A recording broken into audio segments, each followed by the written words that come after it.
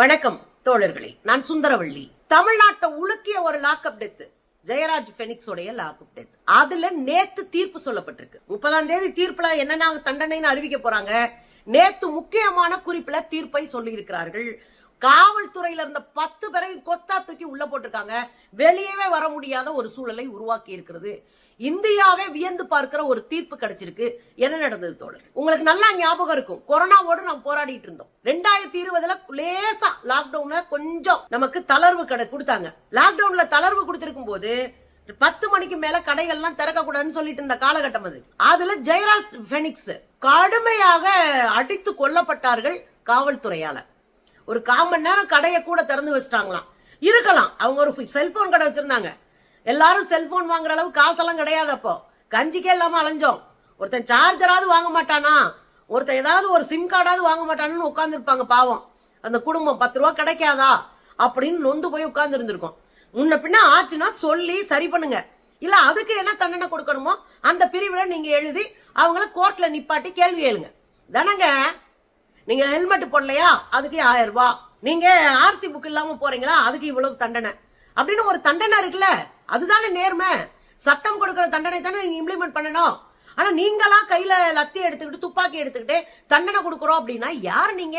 அவ்வளவு அதிகாரம் உங்களுக்கு எங்க இருந்து வந்துச்சு? சட்டத்தின் ஆட்சி தானே இந்தியாவில் நடக்குது. சட்டத்தின்படி தானே நம்ம நடக்கணும். ஆனா காவல்துறைக்கு மட்டும் சட்டத்தை தாண்டிய அதிகாரத்தை கொடுத்தது யாரு? அவ்வளவு திமிரா காவல்துறை நடத்தினது யாரு? அதான் கேள்வி. அப்ப காவல்துறை எந்த அரசினுடைய கீழே இருந்தாலுமே எளிய மக்களை நசுக்குவதும் ஒடுக்குவதும் நம்ம தொடர்ந்து பார்த்துட்டு இருக்கிறோம். வட இந்தியாவில் இதெல்லாம் கூட நடக்கும், தென்னிந்தியாவில் நடக்க கூடாதுன்னு நம்ம நினைக்கிறோம். இது இன்னும் குறையணும்னு நினைக்கிறோம். யார் லாக்அப் டெத்ல அதிகமா அடிச்சு கொல்லப்படுறாங்க? உழைக்கிற மக்கள், ஒடுக்கப்பட்ட மக்கள், சாமானிய வீட்டு பிள்ளைங்க. கூட்டிட்டு போய் அடிச்சு கொண்டுபிட்டு அவன் செத்துட்டான், அவன் நெஞ்சு வலியில செத்துட்டான், மூச்சு திணறி செத்துட்டான் அப்படின்னு ஒரு ஸ்டேட்மெண்ட் கொடுத்துட்டு விட்டுறது. கோடி கணக்கில் கொள்ளையடிக்கிறான்ல, கோடி கணக்கில் கொள்ளையடிக்கிறான். 3500 கோடி 5000 கோடின்னு தின்னுட்டு போறாங்க பணக்காரங்க. ஊர் சொத்தை உலையில போட்டு தின்றானுங்க. ஆனா தெருவில் அலப்பறை பண்ணாங்கன்னு கூட்டிட்டு போய் 2 பேரை கையை ஒடிச்சு காலை ஒடிச்சு டாய்லெட்ல வலிக்கு விழுந்துட்டான்னு சொல்லியிருக்கீங்க. எனக்காவது இந்த பணக்கார வீட்டுக்காரை வலிக்கு விழுந்திருக்கானா? எனக்காவது மந்திரி பயலுங்க வலிக்கு விழுந்திருக்காங்களா? விழ மாட்டானுங்க. ஏன்னா அவங்க எல்லாம் பெரிய ஆளுங்க. உழைக்கிற வீட்டு பிள்ளைங்க சிக்குனா நீங்க கைய கால ஒடிப்பீங்க.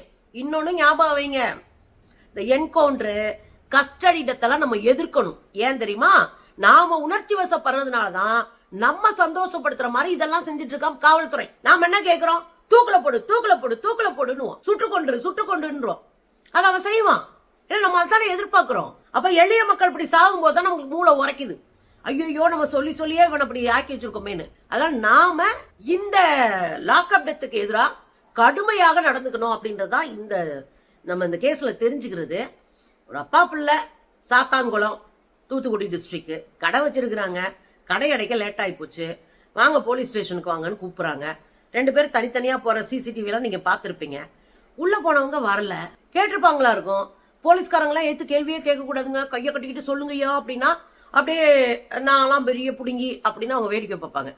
நீங்க ஏத்து கேள்வி கேட்டீங்கன்னா உங்க பின்னாடி ஒரு பின்புலம் இல்லைன்னா உங்களை வந்து பாருன்னு முடிச்சு விட்டுருவாங்க. புரியுதுங்களா? ஜெயராஜ் பெனிக்ஸ் கேஸ் எப்படி வெளியே வந்துச்சு?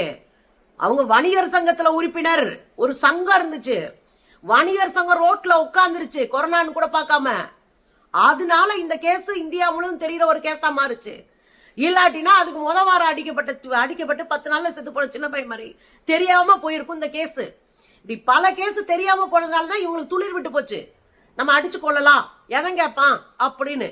இந்த ஜெயராஜ் பெனிக்ஸ் என்ன பண்ணிருக்காங்க? அப்பனும் மகனையும் ராத்திரி பூரா ஸ்டேஷன்ல வச்சு அடிச்சிருக்காங்க. கேமரா பார்க்க முடியாத இடத்துல வச்சு அடிச்சிருக்காங்க. அதுல சேவா பாரத்னு பாஜக ஒரு கும்பல் இருக்கும்ல, RSS கும்பல், அவனும் சேர்ந்து அடிச்சிருக்கான். இந்த ஃப்ரெண்ட்ஸ் ஆஃப் போலீஸ்னு ஒரு கூட்டம் இருக்கு, அதுவும் சேர்ந்து அடிச்சிருக்கு. அவங்க எல்லாம் லிஸ்ட்லயே கிடையாது. இந்த போலீஸ்காரங்க பூரா போட்டு சுத்து போட்டு அடிச்சிருக்காங்க. தூள் உறிஞ்சிருக்குங்க, சதஞ்சு போயிருக்குங்க.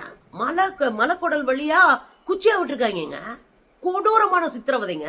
இது காவல்துறையா? இது என்ன சித்திரவதை கூடாரமா?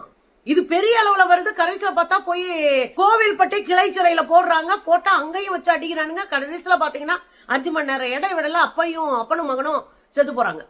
இது பெரிய அதிர்ச்சியை உண்டாக்குது. முழுக்க கடை அடைக்கலன்னு ஒரு சாதாரண கேஸுக்கு போனவங்க செத்து போனமா தூக்கிட்டு வரோம்னா அந்த நாட்டுல என்ன நடக்குதுன்னு இருக்குல்ல. காலையில எடப்பாடி சொல்றாரு அவங்க நெஞ்சு வலியில செத்துட்டாங்க, அவங்க வந்து மூச்சு விட முடியாம செத்துட்டாங்க. எடப்பாடி இன்னைக்கு வந்து சட்டம் நியாயம் ஒழுங்கு பேசுறாரு. கூட்டிட்டு போய் அடிச்சே கொண்டு விட்டு 2 பேரை இன்னைக்கு நியாயம் பேசுறாரு எடப்பாடி. எடப்பாடி அன்னைக்கு என்ன பேசினாரு டிவியில? நெஞ்சு வலியில செத்தாங்க, அவங்க வந்து மூச்சு திணறி செத்தாங்கன்னாரு. ஆனா இன்னைக்கு இருக்கிற ஸ்டாலினை கொஞ்சம் யோசிச்சு பார்க்கணுங்க. சாரிமான்னு கேட்டாரு லாக்அப் டெத்த, நான் நடக்காம பாத்துக்கிறேன்னு அந்த டீமவே கலைச்சாரு, மொத்த பேரையும் பிடிச்சு உள்ள போட்டாரு. ஆனா இங்க அப்படி இல்ல, இந்த டீம் வந்து எல்லாத்தையும் உழைக்குது. போலீஸ்காரன் அடிச்சான், அத்தனை சாட்சியங்களையும் உழைக்கிறான், அவனுக்கான சாட்சி சொல்லக்கூடிய அத்தனை எவிடன்ஸையும் அழிக்கிறான், எவிடன்ஸ் ஃபுல்லா அழிச்சிட்டான். ஒரே ஒரு லத்தியில கொஞ்சோண்டு ரத்தம் ஓட்டுறது மட்டும்தான் எவிடன்ஸ், எல்லா எவிடன்ஸும் அழிக்கிறான். இதெல்லாம் பார்த்துட்டு உயர் நீதிமன்றம், தமிழ்நாட்டினுடைய சென்னை உயர் நீதிமன்றம் சுயமோட்டாவா அந்த வழக்கு எடுக்குது. தன்னால முன் வந்து வழக்கு எடுக்கிறாங்க. வழக்கை எடுத்துதான் அதுக்கு பிறகு இது ஓடுது வேகமா. இப்ப பாரதிதாசன் அப்படின்னு கோவில்பட்டி நீதிமன்றத்தினுடைய ஜட்ஜு, அவர் இந்த கேஸ ஸ்பெஷலா பார்க்கணும் அப்படின்னு சென்னை உயர் நீதிமன்றத்தின் மதுரை கிளை சொல்லுது.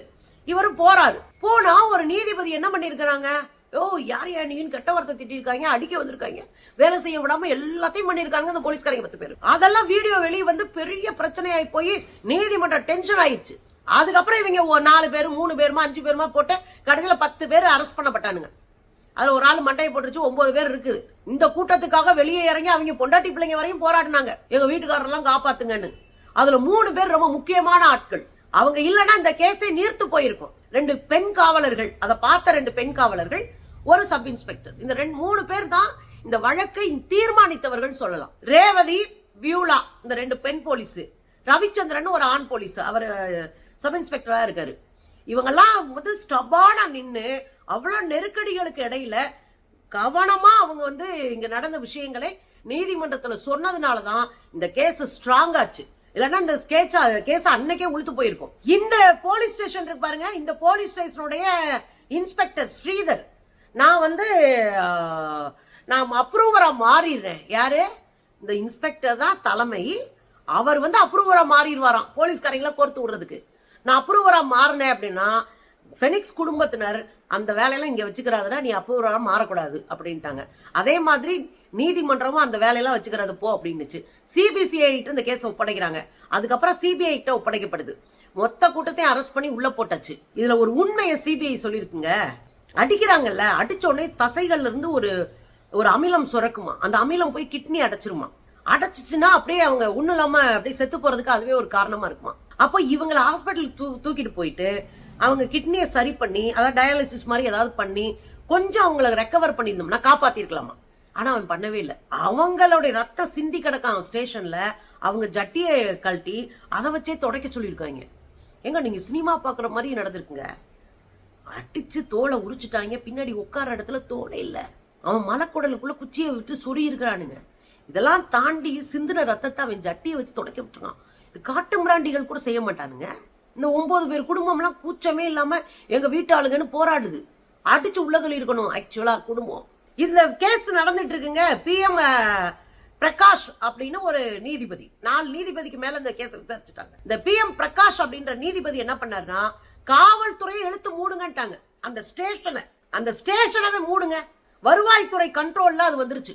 எனக்கு தெரிஞ்சு ஒரு ஸ்டேஷனை இழுத்து மூடினது இங்கதான் முதல் முறையா இருக்கும். எனக்கு தெரிஞ்சு இழுத்து மூடிட்டு வருவாய்த்துறையினுடைய கண்காணிப்புல போச்சுங்க. அந்த அளவுக்கு மோசமா அந்த போலீஸ் ஸ்டேஷன்ல நடந்திருக்காங்க. இந்த சாட்சி சொன்னாங்கல்ல ரேவதி, அவங்களெல்லாம் உயிருக்கு அச்சுறுத்தல் ஆக்கிட்டானுங்க. குழந்தைங்களோட அவங்க வெளியே போக முடியல. அவங்கள அவ்வளவு மிரட்டலு, உயிருக்கு அச்சுறுத்தல். அதை தாண்டி தான் அந்த ரேவதி எல்லாம் நின்னாங்க. மக்கள் அப்புறம் அவங்கள கொண்டாடி தீத்தாங்க. இவ்வளவு நல்லவங்களா இருக்கீங்க, உயிரை பணைய வச்சு ஒரு பாதிக்கப்பட்ட ஒரு மக்களுக்காக நிக்கிறாங்கன்னு. எதிர்கட்சிகள் நாமெல்லாம் சேர்ந்து கடுமையான போராட்டம் பண்ணோம். பல கட்டமா விசாரணை எல்லாம் முடிஞ்சு. இதுல இன்னொரு உள்ளடி வேலை பார்த்தாங்க போலீஸ்காரங்க. 10 பேரும் ஒரே வேலை தான் செஞ்சிருக்காங்க. ஒரு லாயரை போட்டிருக்கலாம், ஆனா 10 பேரும் 10 லாயரை வச்சாங்க. அதுக்கு என்ன காரணம்? 10 லாயரும் 10 கேஸ நடத்தி முடிக்கும் போது இவங்களுக்கு வயசாயிரும், நம்ம செத்து போவோம் அப்படின்னு நினைச்சவனுங்க. ஆனா அப்படி நடக்கல. வேகமா சிபிஐ விசாரிச்சு 2427 பக்கம் கொண்ட ஒரு குற்றப்பத்திரிகை தாக்கல் செஞ்சிருக்காங்க. இந்த குற்றப்பத்திரிகை பல அதிர்ச்சிகரமான சம்பவங்கள் உள்ளடக்கியதாகவும் எப்படியெல்லாம் காவல்துறை சித்திரவதை பண்ணுச்சுன்றதுக்கும் வெளிப்படையா பேசக்கூடிய ஒரு ஆவணமா இன்னைக்கு மாறி இருக்கு. அப்ப இந்த வழக்கை சிபிஐ திறம்பட நடத்தி அவங்களுக்கு தீர்ப்பு வழங்கப்பட்டிருக்கு. இந்த 10 பேரும் குற்றவாளிகள் தான். இந்த 10 பேர்ல ஒருத்தர் செத்துட்டாரு. சோ 9 பேர் குற்றவாளி தான். இந்த 9 பேரும் தண்டனைக்குரியவர்கள் அப்படின்னு தீர்ப்பு சொல்லியிருக்கு. வர 30ஆம் தேதி என்ன மாதிரியான தண்டனை, எத்தனை அவங்களுக்கு லாங் டேர்ம் தண்டனை இருக்கா, சாகுற வரை அவங்க ஜெயிலுக்குள்ள இருக்கணுமா, ஆயுள் தண்டனை கொடுக்குறாங்களான்றது நமக்கு 30ஆம் தேதி தெரியும். ஆனா முதல் விஷயம், ஒரு மரணத்திற்கு நீதி கிடைத்திருக்கிறது. போலீஸ்காரனா இருந்தாலும் புடனில் அடிச்சு தூக்கி உள்ள போடுவோம் அப்படின்னு ஒரு சூழலை உருவாக்கி இருப்பது உண்மையிலே பாராட்ட வேண்டிய வேலை. ஏன்னா இதுல சாகுறது சாமானிய மக்கள் அப்படின்றத நம்ம மனசுல வச்சுக்கணும். எப்போதும் காவல்துறை செய்கிற இந்த அயோக்கியத்தனத்தை எல்லாம் நம்ம எப்பவுமே அங்கீகரிக்க கூடாது. சாமானிய மக்கள் ஜெயிலுக்குள்ள வச்சு கஸ்டடியில வச்சு கொல்லப்படுறாங்கன்னா கேட்க நாதியிலன்னு இவன் கொண்டுட்டு இருக்கான். ஒரு பிள்ளைய ரேப் பண்ணிட்டாங்கன்னா உடனே சுட்டுக் கொள்ளுங்கள்னு இவன் ஒருத்தன் தனியா செட்டப் பண்ணி கூட்டிட்டு வந்து அவனை சுட்டு கொண்டு இருந்தானா, உண்மையான குற்றவாளியை பாதுகாக்கணும்னா, உண்மையான குற்றவாளி பணக்காரனாவோ பெரிய பதவியில இருக்கிறானோ அவன் பாதுகாக்கப்படுவான். சோ எப்போதும் நாம என்ன பண்ணணும், இந்த அயோக்கியத்தனமான காவல்துறை சப்போர்ட் பண்ணிட்டு இவனை சுட்டுக் கொள்ளுங்க, இவனை வெட்டி கொள்ளுங்க, இவனை தூக்குல போடுங்கன்றதெல்லாம் விட்டுட்டு மனிதாபிமானத்தோடு சட்டமாக நின்று நாம் முறையாட வேண்டும்.